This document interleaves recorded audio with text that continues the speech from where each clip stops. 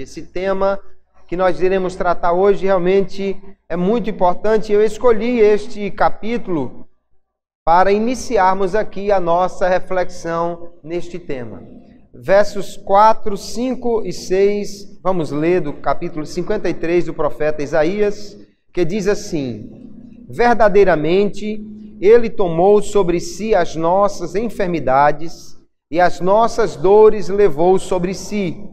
E nós o reputamos por aflito, ferido de Deus e oprimido.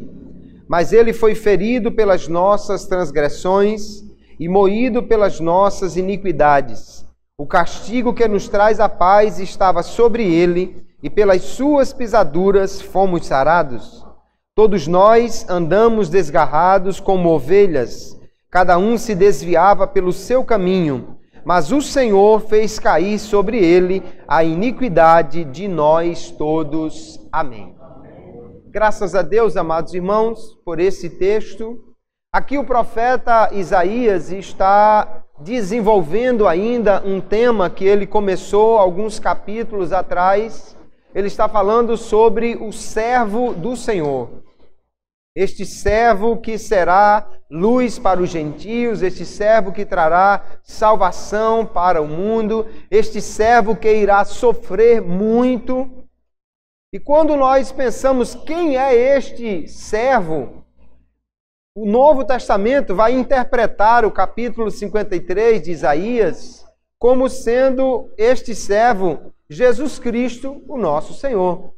Nós vamos ver Mateus citando essa passagem, dizendo quando Jesus estava curando, que ele levou sobre si as nossas dores e enfermidades. Vamos ver Filipe explicando ao eunuco de Candace. Vamos ver Paulo fazendo referências a isto, de forma que a tradição cristã interpreta realmente que esse texto está profeticamente apontando para Jesus.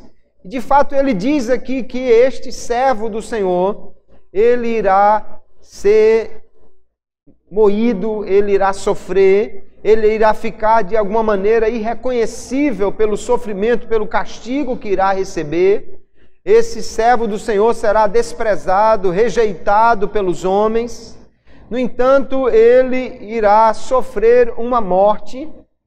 E diz o texto: nós pensávamos que ele era ferido de Deus, que ele era aflito de Deus, ou seja, que ele estava sendo punido por Deus por alguma coisa que ele tivesse feito. Mas ele chega à conclusão dizendo: não, ele foi ferido pelas nossas transgressões, ele foi moído pelas nossas iniquidades. O castigo que nos traz a paz com Deus estava sobre ele, e pelas suas feridas, pelas suas pisaduras, nós fomos sarados. Então o profeta está trazendo aqui uma mensagem que aponta para Jesus e dizendo: ele morreu, ele sofreu, mas não foi por causa dos seus pecados, porque de fato ele não tinha nenhum. Não foi por causa da sua culpa, porque ele não tinha culpa, ele era justo. Aqui o próprio servo é chamado no versículo 11 de o meu servo, o justo. Ele não tem pecados para pagar por eles. Ele então irá sofrer, irá morrer, irá pagar pelos pecados de outro. Ele irá morrer para que outro possa ser beneficiado. Ele irá morrer no lugar de outro. E nós vamos então, começando com esse texto aqui, refletir sobre a morte de Jesus. E vamos entender por quem Cristo morreu. Já que ele morreu em favor de outro, já que ele morreu no lugar de outro, quem é este outro? Qual o alcance da expiação de Cristo? Por quem ele morreu?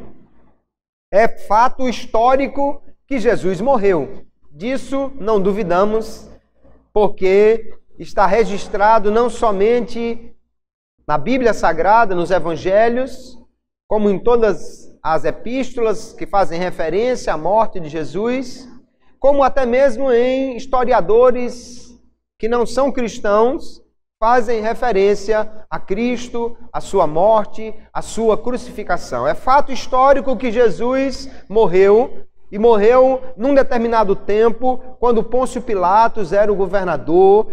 o evangelista Lucas pontua exatamente esse momento que Jesus morreu. Mas essa morte de Cristo, nós entendemos que foi uma morte substitutiva. Como diz aqui o texto do profeta, ele não foi ferido por causa da sua culpa. Ele morreu por causa da culpa dos outros. Então a morte de Cristo foi uma morte vicária. Vicária vem do latim e significa no lugar de outro, em substituição a outro. Cristo, portanto, morreu no lugar de outro, não somente em benefício de outros, mas ele morreu em lugar de homens ímpios, pecadores, que mereciam a morte, porque essa é a pena pelo pecado. O pecado traz a morte, a Bíblia diz que o salário do pecado é a morte, então alguém precisava morrer.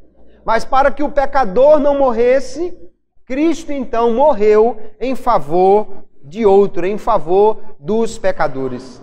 O profeta Isaías é muito claro aqui quando diz: ele foi ferido pelas nossas transgressões, ele foi moído pelas nossas iniquidades.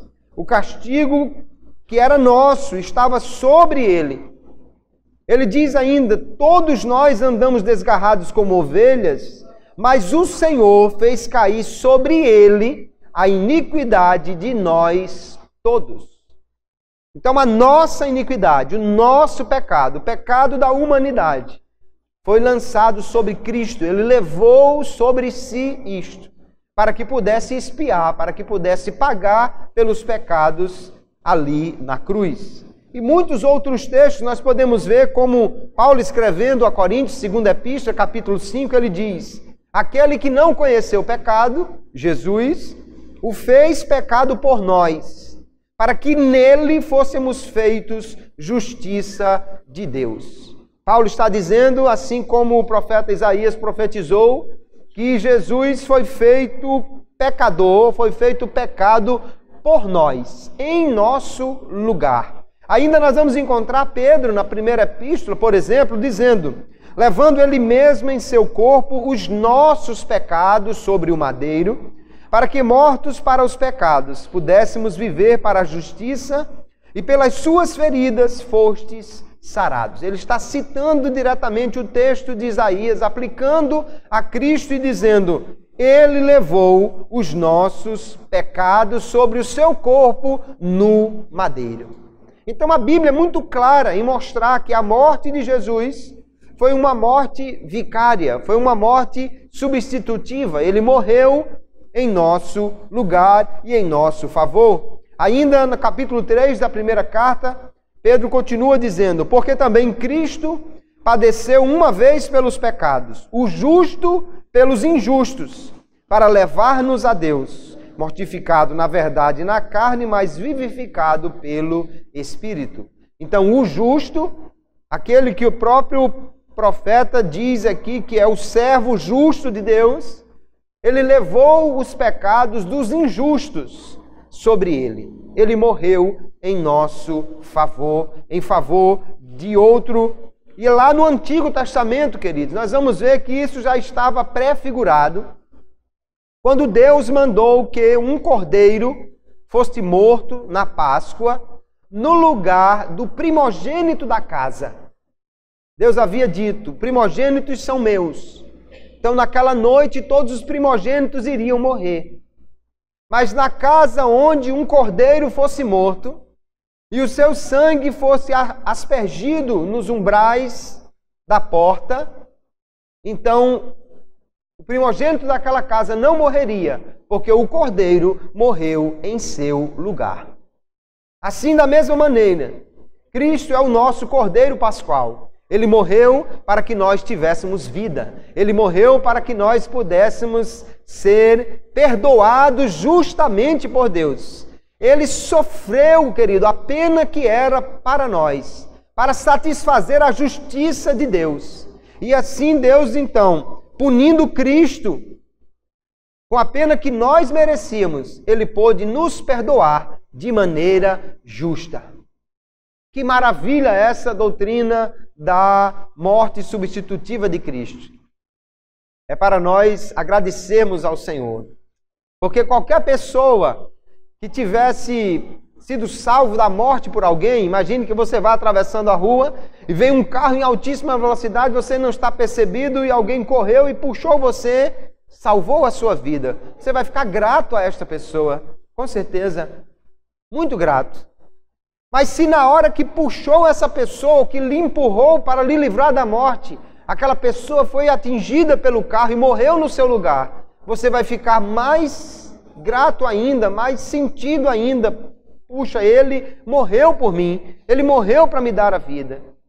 Pois um sentimento muito maior de gratidão deve inundar o nosso coração quando pensamos, Jesus morreu por mim. E não foi um acidente, não foi porque ele não pôde escapar, não, ele deliberadamente, voluntariamente foi até a cruz. Cada chicotada, cada espinho, cada cusparada, cada insulto que ele sofreu, aquilo era para mim, aquela cruz era para mim, eu deveria morrer ali. Ele morreu em meu lugar, em seu lugar, para que nós pudéssemos nesta noite estar aqui glorificando e exaltando o seu nome. Aleluia! Cristo morreu então por outro, por alguém. Mas quem foi este por quem Cristo morreu?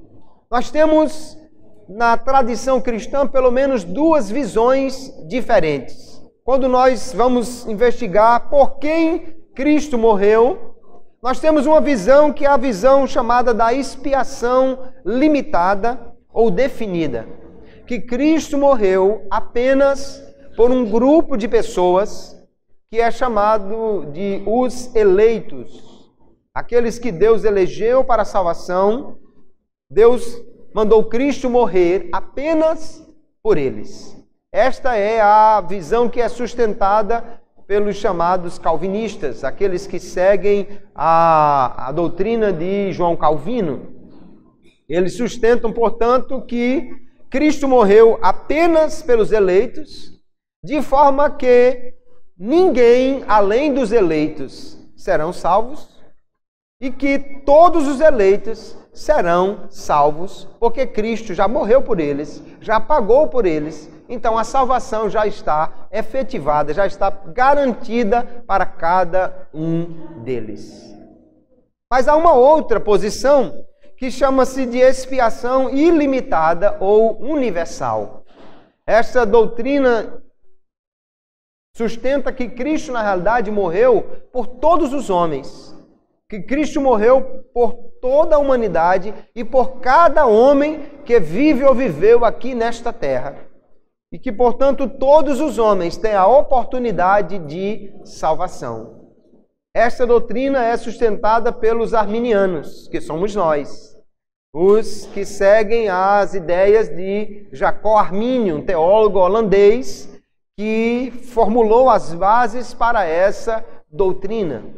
Então vamos entender o que a Bíblia diz, mais do que buscar a ideia destes homens, vamos nos debruçar sobre a Bíblia, embora que, obviamente, quando lemos a Bíblia, nós somos também influenciados pelas ideias preconcebidas que temos, mas vamos ver o que a Bíblia nos diz sobre quem é alcançado pela expiação de Cristo, por quem Cristo morreu. É preciso dizer também, queridos, que nem todos os calvinistas creem na expiação limitada. Alguns chamados calvinistas de 4 pontos creem na expiação universal. E também nem todos os que creem na expiação ilimitada são arminianos. Há outras tradições que creem na expiação ilimitada. Vamos entender então por quem Cristo morreu. Será que Cristo morreu apenas por um grupo? Será que ele morreu apenas por um grupo bem definido de homens e não por toda a humanidade?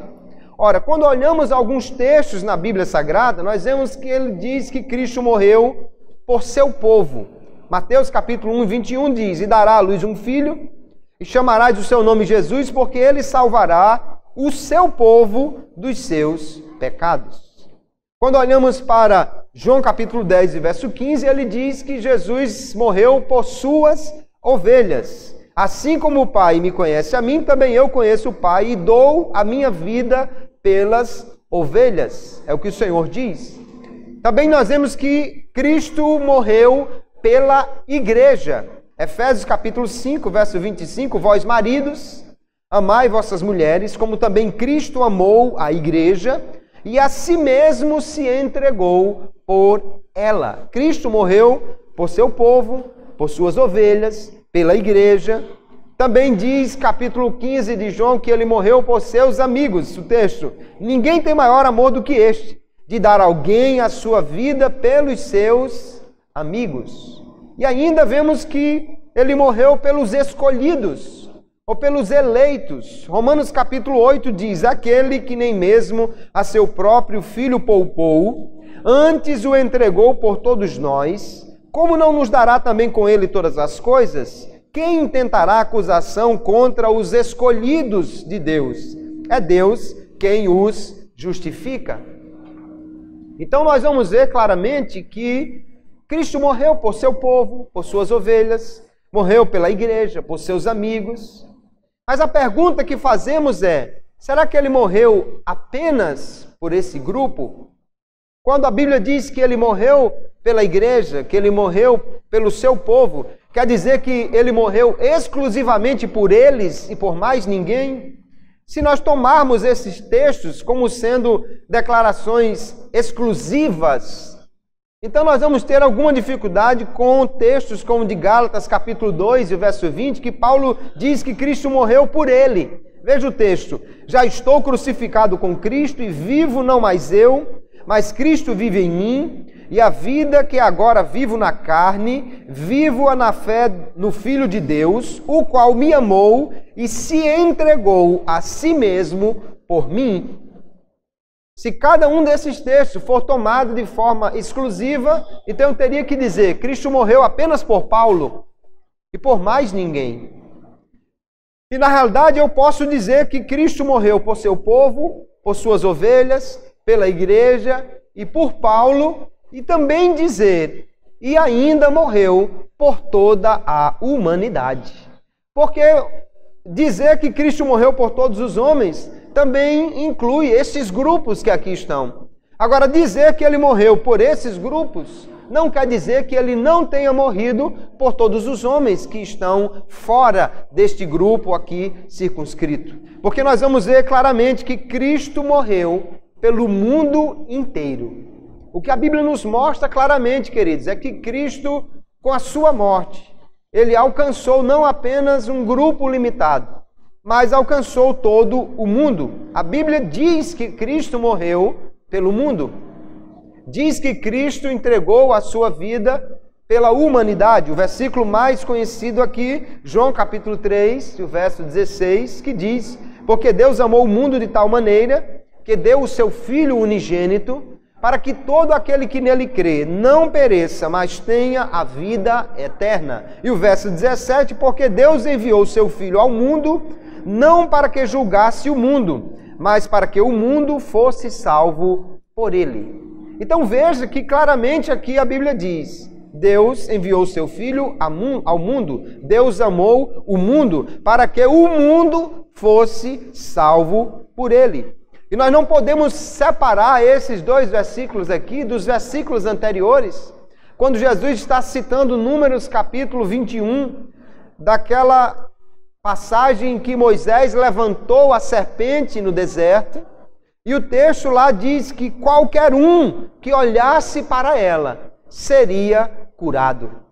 Da mesma maneira, Jesus está aplicando espiritualmente aquela história lá de Números, e ele está dizendo: assim como Moisés levantou a serpente no deserto, também importa que o Filho do Homem seja levantado, e obviamente qualquer um que colocar a sua fé nele será salvo.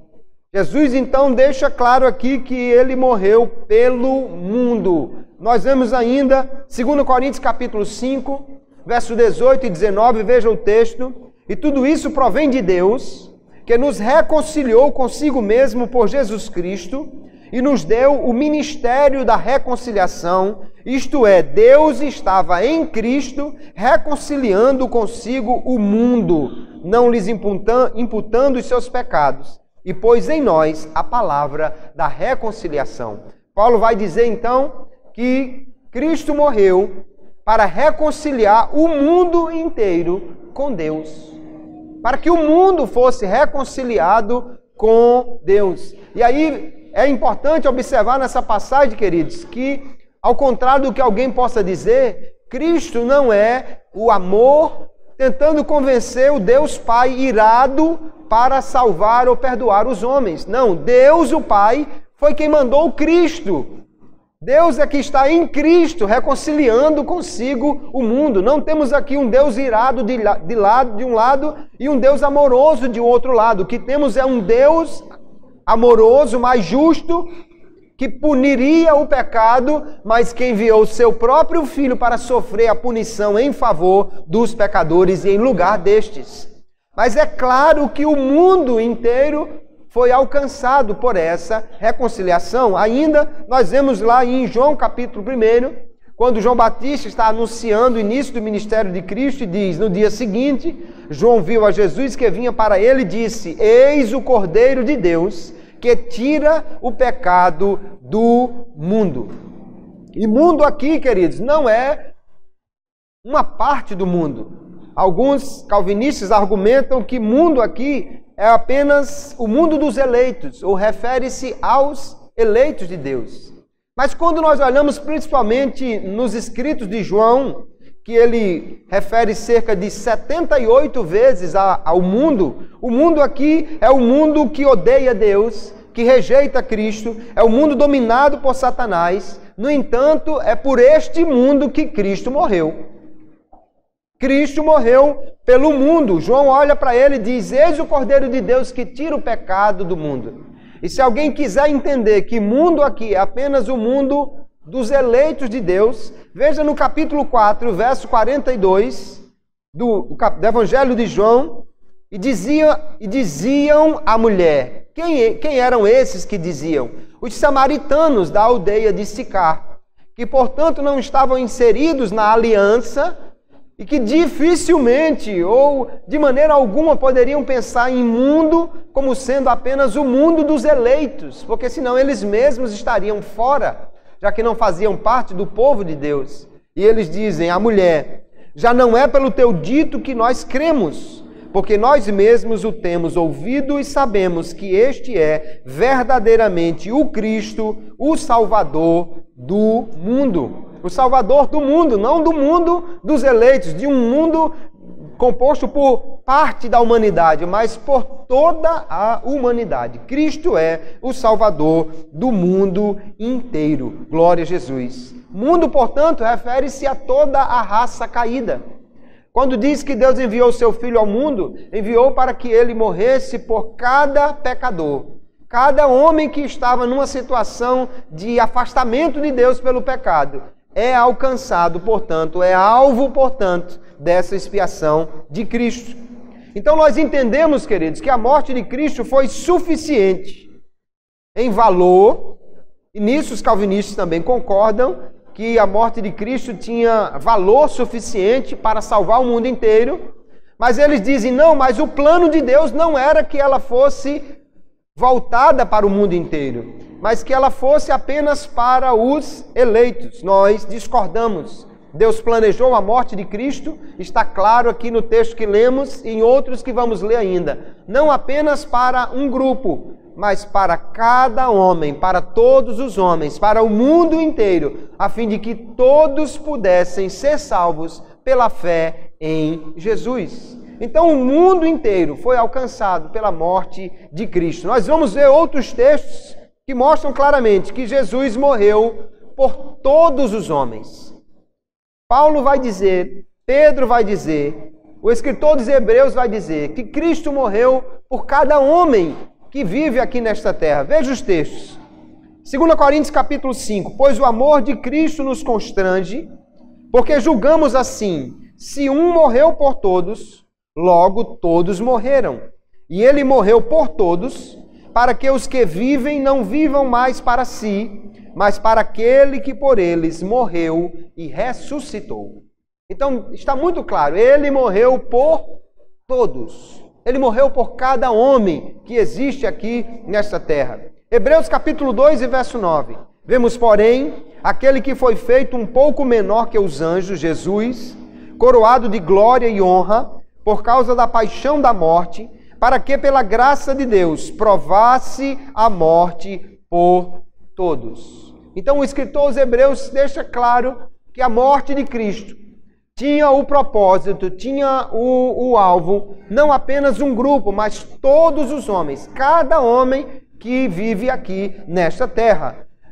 Paulo, escrevendo a Tito, ele diz: porque a graça de Deus se manifestou, trazendo salvação a todos os homens.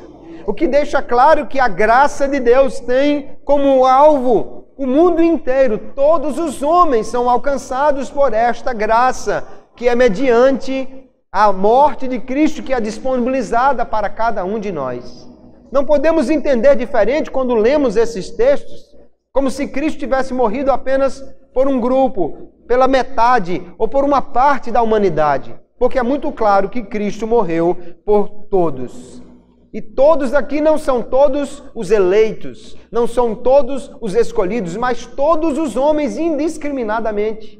Em alguns textos, inclusive, nós não podemos separar, porque a mesma palavra todos é usada para os perdidos e também para os que são alcançados pela morte de Cristo. Aqui mesmo em Isaías capítulo 53, no verso 6, que nós já lemos, ele diz: todos nós andamos desgarrados como ovelhas. Todos nós, ele está se referindo a toda a humanidade que estava no pecado, que estava perdida, que estava afastada de Deus, que estava desgarrada, no dizer aqui do profeta. Cada um se desviava pelo seu caminho, nós estávamos distante de Deus, porque o pecado afasta o homem de Deus. Mas o Senhor, diz o texto, fez cair sobre ele, sobre o servo que é Cristo, a iniquidade de nós todos. Então, se o todos aqui sobre quem veio a morte de Cristo, ou por quem Cristo morreu, se o todos aqui não são todos os homens, então nós teríamos que admitir que nem todos estavam desgarrados, que nem todos estavam no pecado, que contraria Romanos 3 e 23, que diz claramente: todos pecaram e estão destituídos da glória de Deus. Se todos pecaram, todos também são alcançados pela morte de Cristo. Ainda em Romanos 5, verso 18, Paulo diz: pois assim como por uma só ofensa veio o juízo sobre todos os homens para condenação, e ele está se referindo, portanto, ao pecado de Adão, e aquele pecado fez com que todos os homens, e cada homem nascesse no pecado, fosse agora alcançado pelo pecado de Adão, nascesse com uma natureza pecaminosa e continuasse pecando. O homem, portanto, não é pecador simplesmente porque peca, ele já nasce pecador, e ele continua pecando porque ele é um pecador, e ele é assim porque Adão pecou, e nós somos então alcançados pela herança de Adão, ele como cabeça da raça. Nós nascemos com essa natureza pecaminosa. Então ele diz: pela ofensa de um, ou por uma só ofensa, veio o juízo sobre todos os homens para condenação. Assim também, por um só ato de justiça, e ele está falando da morte de Cristo, aonde Deus aplicou a sua justiça a ele, veio a graça sobre todos os homens para justificação de vida. Aleluia!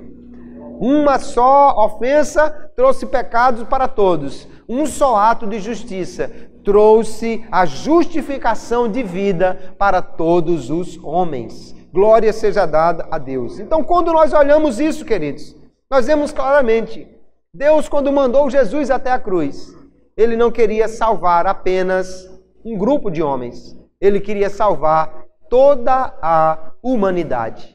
Alguns outros textos deixam claro que o propósito de Deus em Cristo é salvar o mundo todo, é salvar cada homem. E aí diz o texto de 1 Timóteo: pois isto é bom e agradável diante de Deus, nosso Salvador, o qual deseja que todos os homens sejam salvos e cheguem ao pleno conhecimento da verdade. Deus quer que todos os homens sejam salvos. Porque a própria Bíblia diz, Mateus 25, 41, que o inferno foi criado para o diabo e seus anjos. Deus não criou o inferno para o homem. A maior tragédia do inferno, queridos, é que ele é desnecessário. Ele não deveria existir. Porque, na realidade, Deus quer salvar todos os homens. Deus não criou um grupo de homens já destinados ao inferno. Não. O texto é claro de Paulo. Deus deseja que todos os homens sejam salvos. E ainda quando lemos lá a segunda epístola de Pedro, capítulo 3, ele diz: o Senhor não retarda a sua promessa, ainda que alguns a tenham por tardia, porém é longânimo para convosco, não querendo que ninguém se perca, senão que todos venham a arrepender-se. Aleluia! Deus não quer que ninguém se perca. Quando lemos lá no profeta Ezequiel, capítulo 33, o Senhor diz que não tem prazer na morte do ímpio. Deus não tem prazer em mandar ninguém para o inferno. Deus não tem prazer quando o ímpio morre. Deus não é glorificado nisso. Ele quer, na realidade, que todos os homens venham a arrepender-se e sejam salvos. Aleluia! Deus não quer, portanto, que ninguém perca a sua vida eterna, ou a vida eterna que Ele tem para dar. E Pedro está dizendo exatamente que Jesus não veio ainda, que Jesus está aparentemente retardando a sua vinda por longanimidade de Deus, por misericórdia de Deus. Deus está dando um tempo para que os homens se arrependam. Deus está dando ainda um tempo para a humanidade ouvir o Evangelho, se arrepender e poder alcançar a salvação. Então fica claro aqui, queridos, em todos esses textos, que Deus quer salvar a todo homem, porque Cristo morreu por toda a humanidade. Os calvinistas, quando leem esses textos, diz: Cristo morreu por todos sem distinção. Eles querem dizer que o texto está apontando que Cristo morreu por ricos e pobres, por judeus e gentios, mas não por todos os homens, indiscriminadamente. Não, nós não entendemos assim. Entendemos pela fartura de textos que dizem que Cristo morreu e que Deus quer salvar o mundo inteiro, que realmente Cristo morreu por todos sem exceção. Não há um único homem por quem Cristo não tenha morrido. Porque também não há um único texto na Bíblia que diga que Cristo não morreu por alguém. Não há um versículo que diga: por aquele Cristo não morreu. Por esse tipo de homem, Cristo não morreu. Nós vamos ver, inclusive, queridos, que Cristo morreu até por alguns que não creem nele. O texto é claro que Cristo morreu também por pessoas que não vão alcançar a salvação. Não somente pelos crentes, mas por todos. Jesus sofreu a morte ali no Calvário. Veja o que Paulo diz em 1 Timóteo, capítulo 4, verso 10. Pois para isto é que trabalhamos e lutamos, porque temos posto a nossa esperança no Deus vivo, que é o Salvador de todos os homens, especialmente dos que creem. Aqui está, então, a declaração muito clara: Deus tem uma provisão na morte de Cristo para todos. Agora, especialmente, Ele vai salvar, ou efetivamente Ele vai salvar aqueles que creem. Nós vamos falar sobre isso um pouquinho mais adiante. Cristo morreu por todos, não só pelos que vão crer. Pelos que vão crer certamente, mas por outros também. Ele morreu. 1 de João, capítulo 2, o verso 2, ele diz: e Ele, Jesus, é a propiciação, ou seja, a cobertura pelos nossos pecados. E não somente pelos nossos, mas também pelos de todo o mundo. João, falando enquanto igreja, enquanto crente em Jesus, ele declara: Jesus não morreu só pelos nossos pecados, não só pelos pecados dos eleitos, não só pelos pecados da igreja, mas Ele morreu pelos pecados de todo o mundo, queridos. Isso mostra claramente que Jesus, em sua morte, alcançou cada homem. Alguns vão crer, outros não.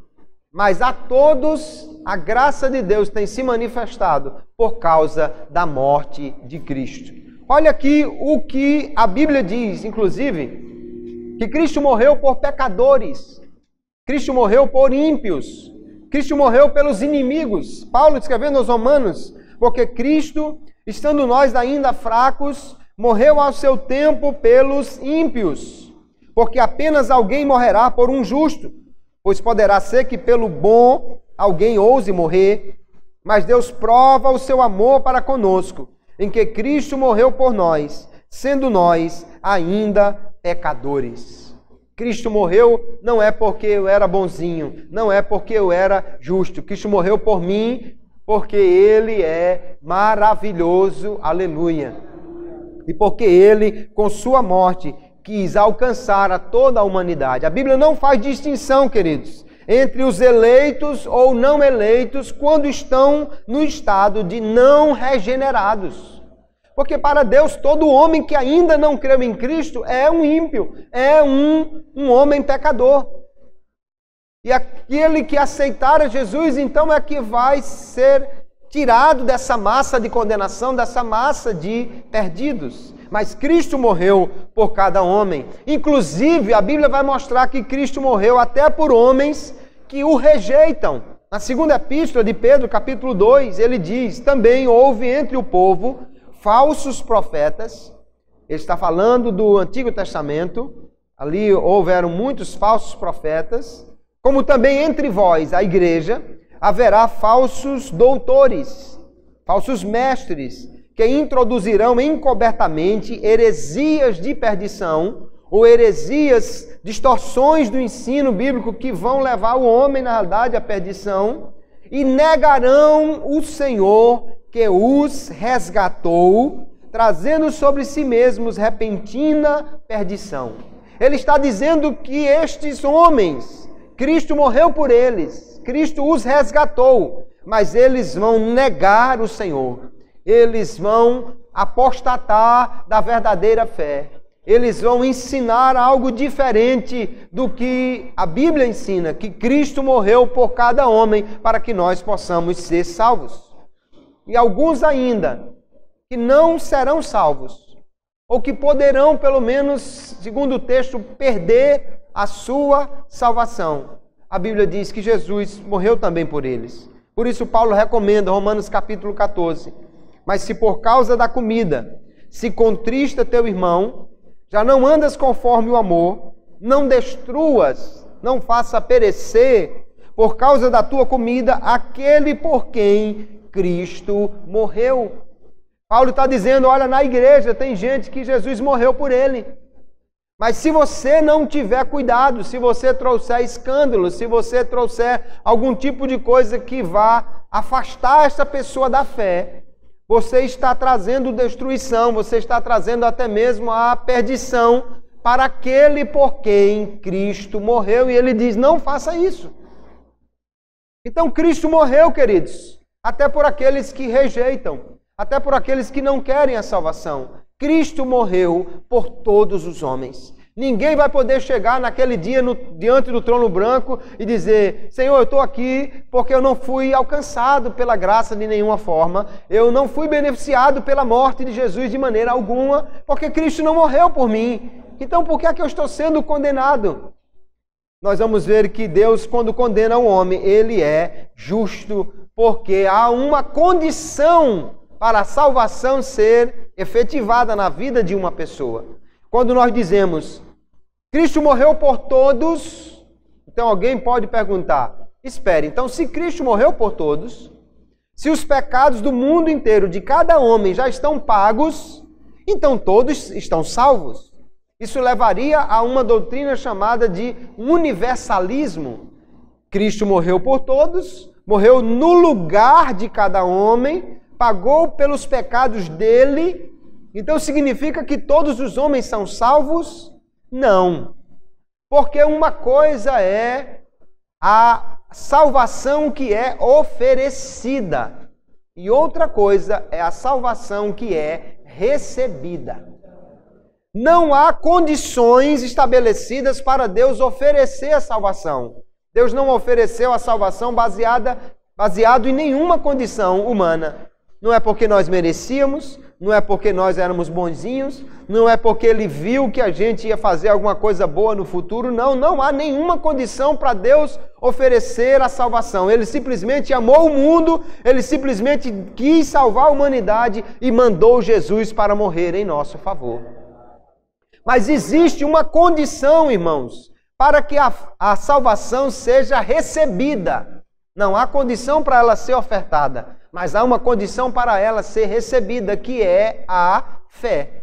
Então, todo homem por quem Cristo morreu, para que ele seja salvo, é preciso que ele creia em Jesus como seu Salvador. Jesus disse assim no capítulo 8 do Evangelho de João: por isso vos disse que morrereis em vossos pecados. Porque se não crerdes que eu sou, morrereis em vossos pecados. Deus não salva incrédulos. E Deus não crê por ninguém. A fé é disponibilizada ao homem por Deus, no sentido de que é pela graça de Deus que o homem pode crer.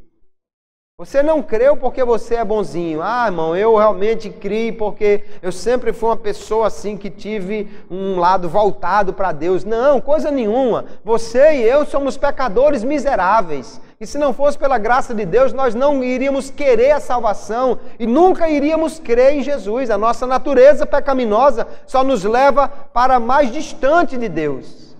Mas quando Jesus morreu na cruz, Paulo disse a Tito: a graça de Deus se manifestou e o Espírito Santo começou a trabalhar nos nossos corações. E Ele então me libertou daquela prisão do pecado, me deixando livre para crer. Mas eu agora posso crer e posso também não crer. A fé não é algo que Deus simplesmente coloca no meu coração. Por quê? Porque Deus não crê por ninguém. Deus possibilita a fé pela graça, mas Ele não crê pelo homem. Ele manda que o homem creia, e Deus não salvará nenhum incrédulo. Há uma condição que é imprescindível para a salvação. Para que o homem seja salvo, é preciso que ele creia. Quando o carcereiro de Filipos pula dentro pedindo uma tocha para ver o que estava acontecendo, o que farei para ser salvo? A primeira coisa que Paulo diz é: creia no Senhor Jesus Cristo e serás salvo, tu e a tua casa. Aleluia! Se a fé fosse algo automático, ele diria: você não precisa fazer nada, espere. Se você for um dos eleitos, Deus colocará fé no seu coração. Não, ele disse: creia. Ele já acreditava que a graça de Deus havia alcançado aquele homem, porque Jesus havia morrido por ele. E porque Jesus havia morrido por ele, ele podia crer. Mas crer é um exercício, é uma resposta, é uma reação. Deus espera que todo homem creia. E se alguém não crer, não será salvo. Então, quando um pecador, ele é condenado, ele não é condenado por um decreto, ele é condenado porque ele não creu. Os incrédulos não serão salvos, não é porque Cristo não morreu por eles, mas porque eles não creram em Jesus. Jesus está dizendo no capítulo 3 de João: quem crê nele não é condenado. Mas quem não crê já está condenado, porquanto não crê no nome do unigênito Filho de Deus. Aleluia! Então, tanto a salvação quanto a condenação, queridos, são condicionadas à reação dos indivíduos à graça salvadora de Deus, que se tornou possível por causa da morte de Cristo. Cristo morreu por todo homem? Sim. Mas os benefícios da morte de Cristo só são aplicados à vida do homem quando há fé, quando ele crê. Até mesmo os calvinistas creem que quando Jesus morreu na cruz, não salvou automaticamente todo homem. O homem só será salvo no dia que ele crê. Embora eles creiam que a fé é dada ao homem, mas o homem só será salvo quando ele crê, porque Deus não salva ninguém sem fé. Sem fé é impossível que o homem seja salvo. Então nós entendemos perfeitamente que quando Cristo morreu, a salvação se tornou disponível a todos os homens. mas ela só será efetivada na vida daquele que crê. É mais ou menos assim, você abriu a sua caixa de correio, lá no computador, lá na internet, e tem uma mensagem para você. E quando você abre a mensagem, diz assim: foi disponibilizado para você uma oferta especial, gratuita. Você não paga nada por ela. Para receber, clique no botão dizendo que aceita. É assim. A fé é esse botão que diz: eu aceito Jesus como meu Salvador. Essa mensagem foi enviada para todos. A salvação é disponibilizada para cada homem. Agora, só será efetivada na vida daquele que disser: eu aceito Jesus como meu Salvador, eu recebo Jesus como o que morreu em meu favor, em meu lugar. Aleluia! Os benefícios da morte de Cristo só serão aplicados àquele que crê. Assim como lá no Cordeiro Pascual, a simples morte do Cordeiro não garantia a salvação do primogênito. Se alguém matasse o cordeiro e deixasse ele morto lá, o primogênito iria morrer de qualquer maneira. Não era a morte simplesmente, mas era pegar o sangue e pela fé, pela obediência, aplicar aquele sangue nas vergas e nos umbrais da porta. O que o anjo da morte, o anjo destruidor, ele iria ver não era o corpo do cordeiro se estava jogado do lado da casa. O que ele precisava ver era o sangue aspergido na porta. Alguém não somente matou o cordeiro, mas aplicou aquele sangue na sua casa. Da mesma forma, o que acontecerá para que alguém seja salvo é que Jesus morreu por ele. Ok, a primeira parte já foi feita. Mas há uma segunda parte necessária, é que essa salvação seja aplicada à vida do homem, quando ele crê que Jesus morreu em seu lugar e em seu favor. Aleluia! Quando você crê, então a salvação é aplicada à sua vida. E nós cremos assim: a expiação é suficiente para todos. Ela é eficiente para aqueles que creem em Cristo. A aplicação da expiação é limitada àqueles que creem verdadeiramente em Cristo. Embora a provisão da salvação seja para todos, a aplicação é limitada apenas àqueles que creem. Então a salvação, querido, é para aquele que crê. A expiação, portanto, a morte de Cristo é universal. Isso não significa que todo homem será salvo incondicionalmente, não. Porque há uma condição para aceitar a salvação. Mas que a oferenda sacrificial de Cristo, a oferta dele, satisfez toda a lei divina, o que fez da salvação uma possibilidade para todos. A redenção é, pois, universal ou geral, no sentido provisional, ou seja, que está disponível a todos os homens, mas é condicionada pela fé na sua aplicação ao indivíduo.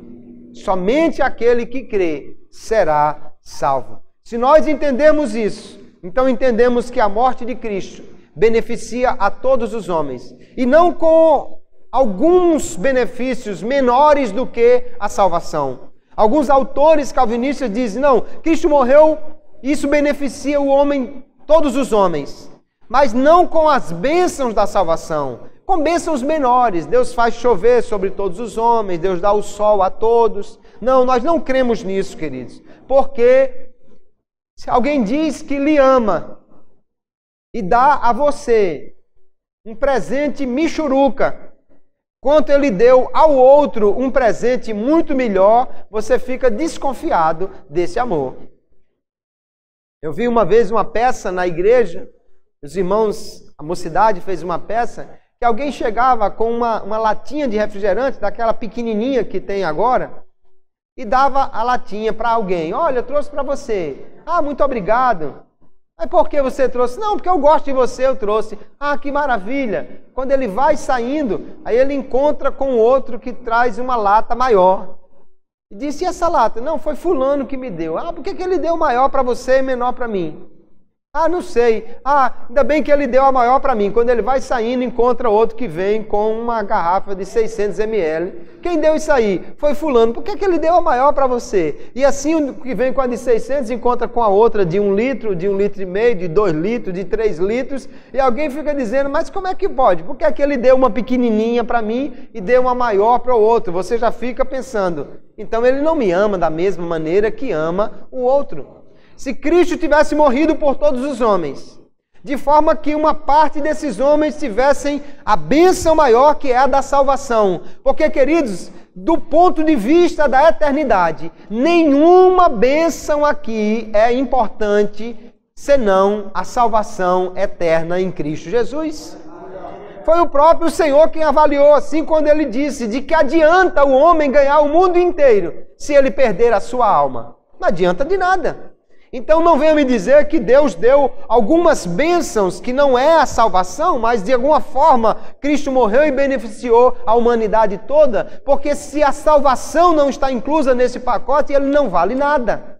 A maior bênção de Deus para nós é a salvação. E Deus não faz acepção de pessoas. Se Cristo morreu por todos, então todos têm direito a toda a provisão de bênçãos de Deus. É Pedro quem diz claramente lá em Atos capítulo 10, reconheço por verdade que Deus não faz acepção de pessoas. Ele estava vendo os gentios receberem a salvação. Ele estava vendo os gentios receberem o batismo com o Espírito Santo. E ele diz, agora eu sei que não é só um povo eleito que vai receber todos os benefícios de Deus. Não, Deus tem salvação, Deus tem as bênçãos e os dons do Espírito Santo para todos, porque Ele não faz acepção de pessoas. A mesma coisa Paulo vai dizer em Romanos capítulo 2, quando ele está desenvolvendo o tema que a salvação é pela fé.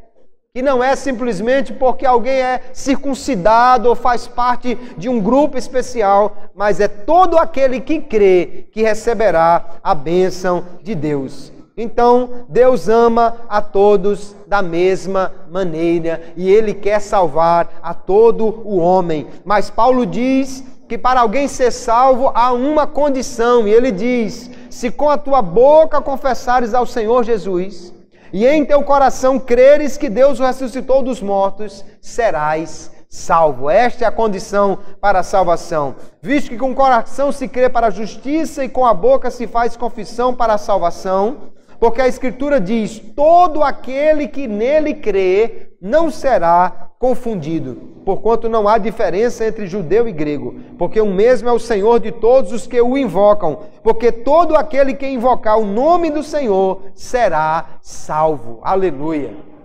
Então cremos nisso, que a salvação pode alcançar a todos, porque a graça se manifestou a todos. Agora só precisa o homem crer e confessar a Jesus como seu Salvador. Se nós acreditamos nisso, queridos, então nós podemos dizer isso a todo mundo.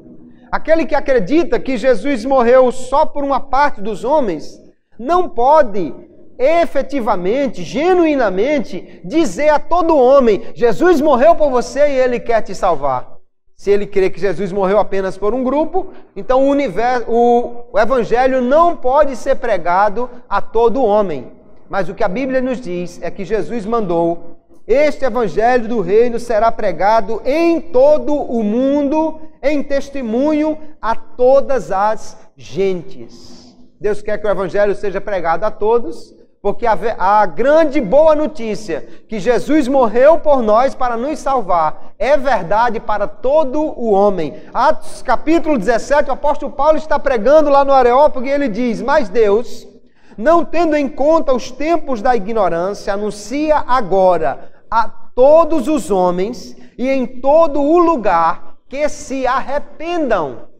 Ele não diz apenas alguns homens. Deus não anuncia apenas aos eleitos. Ele diz a todos os homens em todos os lugares. Ora, não faz sentido Deus mandar que todos os homens se arrependam se Ele soubesse que Jesus só morreu por uma parte dos homens e que, portanto, só essa parte poderia efetivamente crer e se arrepender.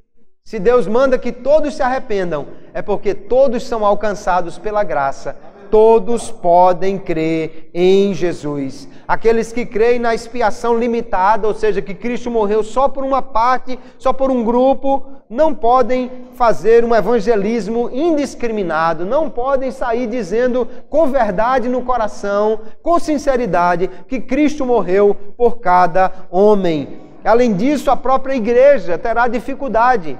Como é que eu vou batizar uma pessoa se eu não crer que Jesus morreu por ela? Se eu tiver qualquer dúvida que ela não foi genuinamente salva porque Jesus não morreu por ela, ela pode estar dando testemunho, mas se Jesus não morreu por ela, ela não será salva. Como é que eu vou ministrar a Santa Ceia a uma pessoa se eu tiver qualquer dúvida se Cristo morreu por ela? Se eu tiver qualquer dúvida que ela não faz parte realmente do corpo de Cristo? Quando o próprio apóstolo Paulo diz que ninguém deve participar da Santa Ceia sem discernir o corpo do Senhor. Essas coisas vão ficar difíceis para aquele que não acredita que Jesus morreu por todos os homens. Mas eu posso pregar e dizer a todo mundo, a cada homem que eu encontrar em qualquer lugar deste planeta, eu posso pregar e dizer para ele: Jesus morreu por você e Ele quer lhe salvar. Eu posso batizar qualquer um que crê e confessar a sua fé, porque eu creio que Jesus morreu por todo aquele que crê. Eu posso dar a Santa Ceia para ele, porque eu creio que ele faz parte do corpo de Cristo, uma vez que ele creu em Jesus, porque eu creio que Jesus morreu por ele, e se ele creu, a salvação foi efetivada na sua vida. Então, queridos, a grande verdade que nós aprendemos aqui é o que já constatou o profeta Isaías lá atrás. Não foi por sua culpa que Cristo foi até a cruz. Não foi porque ele tinha alguma coisa a pagar. Ele morreu por mim. Ele morreu em meu lugar. Ele morreu em meu favor. Ele morreu porque eu merecia a morte pelos meus pecados. Mas Ele tomou o meu lugar, Ele pagou o preço por mim, Ele sofreu a maldição em meu lugar, em minha substituição, aleluia. E agora eu posso ver que Jesus morreu por mim e posso crer que Jesus morreu por todos os homens, para que todos possam ser salvos. Assim, os arminianos podem dizer genuinamente, sinceramente, nós podemos dizer a cada homem: Cristo morreu para te salvar. Aceite a Jesus, creia em Jesus, Ele morreu por você, aleluia. Ele morreu por você, porque Ele morreu por cada homem aqui nesta terra. Que o Senhor nos abençoe, nos ajude, que a Ele seja dada a glória, a honra e o louvor. E que nós possamos sair daqui nesta noite com esta verdade no coração. Você possa ir para casa pisando firme no solo. Você possa ir para casa com alegria, vibrando, cantando na alma e dizendo: Ele morreu por mim. Como diz o hino, eu sei que eu era culpado. Ele era inocente. E isto tudo que Ele sofreu ali na cruz, foi tudo por mim. Aleluia. Não porque havia um decreto simplesmente, mas porque Deus em Cristo resolveu, amando o mundo inteiro, mandar Jesus para morrer por cada homem. Eu não tenho méritos porque eu criei, porque a fé só foi dada a mim por causa da graça. Eu só pude crer, só foi disponibilizada a fé a mim, porque a graça de Deus se manifestou em meu favor. Então tudo é pela graça e tudo é para a glória do nome do Senhor nosso Deus. Eu creio na expiação ilimitada. Creio que Cristo morreu por cada homem, por todos os homens. Creio nisso, prego isso, vivo isso, porque eu vejo na Bíblia Sagrada que esta é a verdade que ela conta. A expiação limitada, a expiação de que Cristo tenha morrido apenas por um grupo de homens, carece de apoio escriturístico, carece de apoio da Bíblia, porque não há versículo algum que diga que Jesus não morreu por alguém, Ele morreu por todos, para que todos possam ser salvos. Então todos serão salvos, todos não serão salvos, porque infelizmente nem todos creem, mas todo aquele que crê será salvo. É essa a verdade que nos conta a palavra de Deus. Que Deus nos ajude então, queridos, e que possamos cada vez mais nos firmar na verdade do Evangelho.